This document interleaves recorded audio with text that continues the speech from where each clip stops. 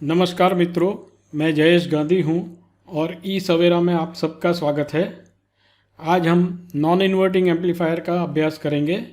इसके अंतर्गत non inverting amplifier में फीडबैक कैसे दिया जाता है, उसका गेन इक्वेशन, फेज रिलेशनशिप और इनपुट इम्पीडेंस के बारे में बात करेंगे और हम इन्वर्टिंग और नॉन इन्वर्टिंग एम्पलीफायर को कंपेयर भी करेंगे।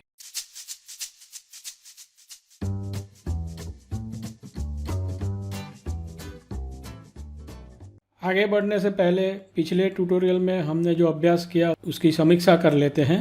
पिछले ट्यूटोरियल में हमने इन्वर्टिंग एम्पलीफायर का अभ्यास किया था और इसका गेन इक्वेशन डिराइव किया था और उसमें हमने वर्चुअल ग्राउंड के बारे में भी बात की थी। तो इसके आधार पे हम आज आगे बढ़ने की कोशिश करते हैं और आज हम नॉन इन्वर्टिंग एम्पलीफायर हम यहाँ पे बिल्ड करेंगे और फिर उसका आगे अभ्यास करेंगे। तो सबसे पहले हम इसको नॉन इन्वर्टिंग इनपुट पे इनपुट वोल्टेज देते हैं। तो वी इन जो है वो हमने नॉन इन्वर्टिंग इनपुट पे कनेक्ट कर दिया है। जैसे कि पिछले ट्यूटोरियल में हमने बात की थी, आउटपुट को सैंपल करके हम इन्वर्टिंग इनपुट को देंगे ताकि नेगेटिव फीडबैक हो जाए। तो यहाँ पे एक सैम्पलिंग सर्किट दिखाया गया है।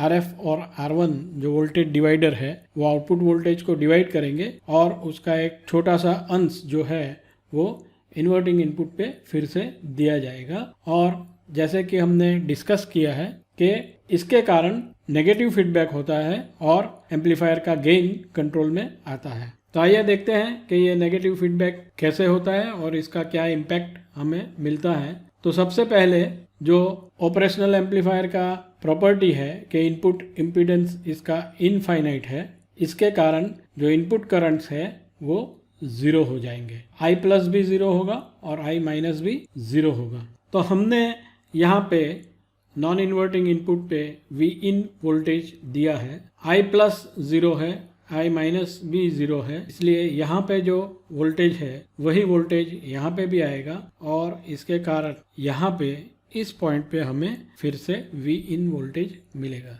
एम्पलीफायर का इनपुट इम्पीडेंस इनफाइनाइट है और गेन इनफाइनाइट है, इसके कारण ये दोनों इनपुट पे वोल्टेज को सेम रखने की कोशिश करेगा और इसके कारण जो प्लस इनपुट पे वोल्टेज है वी इन, वही माइनस इनपुट पे मेंटेन करने की कोशिश करेगा।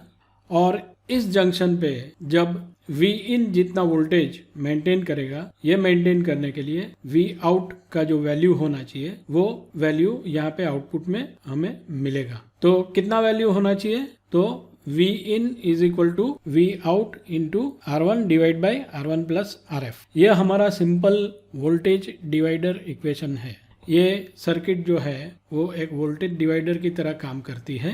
RF और R1 ये दोनों रेजिस्टेंस का रेशियो जो है वो वोल्टेज डिवीज़न नक्की करेगा। तो यहाँ पे वी इन मेंटेन करने के लिए वी आउट का क्या वैल्यू होना चाहिए वो इस इक्वेशन से हमें पता चलता है। तो इस इक्वेशन को हम फिर से रीअरेंज करते हैं तो हमें मिलता है V out by V in is equal to R1 plus RF upon R1। V out by V in वो हमारा गेन विथ फीडबैक हो जाता है। तो इसके कारण gain with feedback of non inverting amplifier will be 1 plus RF upon R1।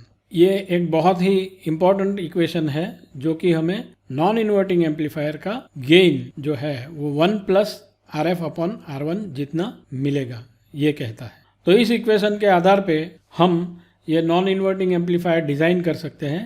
RF और R1 का वैल्यू ऐसा रखें ताकि हमें जो रिक्वायर्ड गेन है वो मिल जाएगा। इसमें एक इम्पॉर्टेंट चीज़ है कि जो गेन विथ फीडबैक है वो हमेशा 1 या उससे ज़्यादा होता है, इससे कम नहीं हो सकता है। इसके बाद में हम ये जो नॉन इन्वर्टिंग एम्पलीफायर है इसका फेज रिलेशनशिप का थोड़ा आइडिया ले लें। तो वी इन जो हमारा है वो ब्लू वेवफॉर्म यहाँ पे दिखाता है और वी आउट जो है वो ब्लैक वेवफॉर्म जो है वो दिखाता है। तो हमारा जब वी इन बढ़ रहा है तो आप देख सकते हैं कि वी आउट भी बढ़ रहा है और वी इन जब कम हो रहा है तो वी आउट भी कम हो रहा है।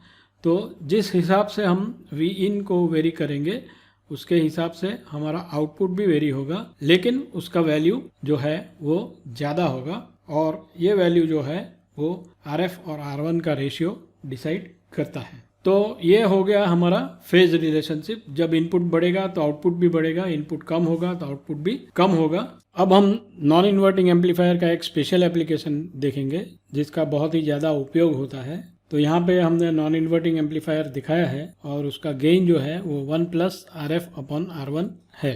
अगर RF/R1 ये वैल्यू को हम 0 कर दें तो क्या होगा, gain with feedback will be equal to 1, यानी यूनिटी गेन एम्पलीफायर बन जाएगा, या इसको हम वोल्टेज फॉलोअर भी कहते हैं, जैसे हमने कॉमन कलेक्टर एम्पलीफायर का अभ्यास किया है जो कि वोल्टेज फॉलोअर है।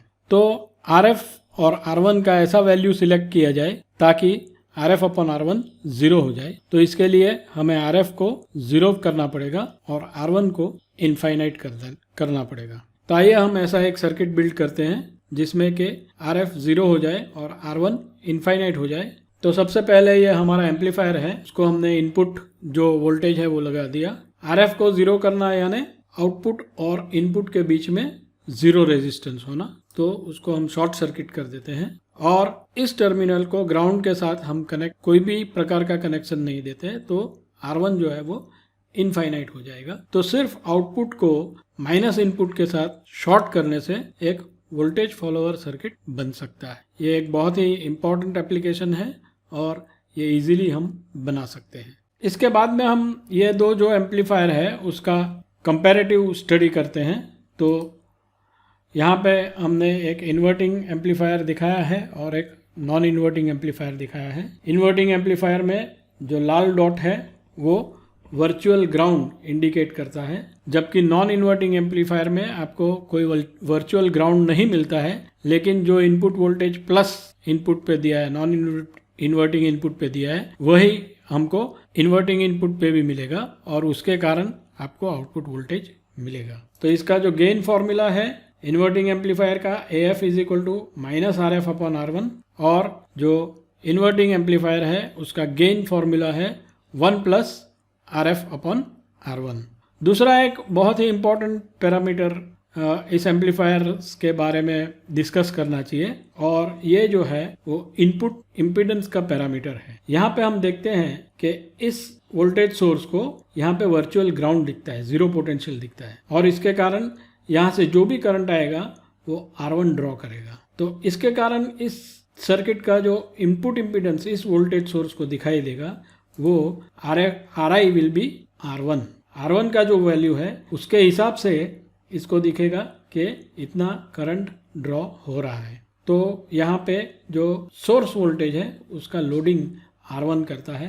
R1 का वैल्यू इसलिए हम बहुत कम नहीं रख सकते हैं, जितना वैल्यू रखेंगे इसके हिसाब से लोडिंग इफेक्ट आएगा, क्योंकि ये पॉइंट जो है यहाँ पे वो वर्चुअल ग्राउंड है। जबकि अगर यहाँ पे हम देखें नॉन इन्वर्टिंग एम्पलीफायर में तो इसको वर्चुअल ग्राउंड नहीं दिखता है, इसलिए हमने कोई एक यहाँ पे रेजिस्टेंस भी नहीं लगाया है। इसको सीधा इनपुट इम्पीडेंस जो है वो दिखता है और वो इनफाइनाइट है, और इसके कारण जो ये वोल्टेज सोर्स है इसको कोई भी लोडिंग इफेक्ट नहीं दिखता है, और इसके कारण ये जो नॉन इन्वर्टिंग एम्पलीफायर है इसका जो इनपुट इम्पीडेंस है वो इनफाइनाइट है। तो it has got minimum loading on the source, जबकि इन्वर्टिंग एम्पलीफायर में सोर्स पे लोडिंग R1 डिसाइड करता है। तो R1 का वैल्यू जो है वो गेन में भी यूज़ होता है और इसका इनपुट इम्पीडेंस भी डिसाइड करता है, तो इसके हिसाब से हमें सिलेक्ट करना पड़ेगा, जबकि यहाँ पे ये रेशियो हम अपने हिसाब से फिक्स कर सकते हैं। तो यहाँ पे हम ये ट्यूटोरियल की समाप्ति की ओर पहुँचते हैं। नमस्कार।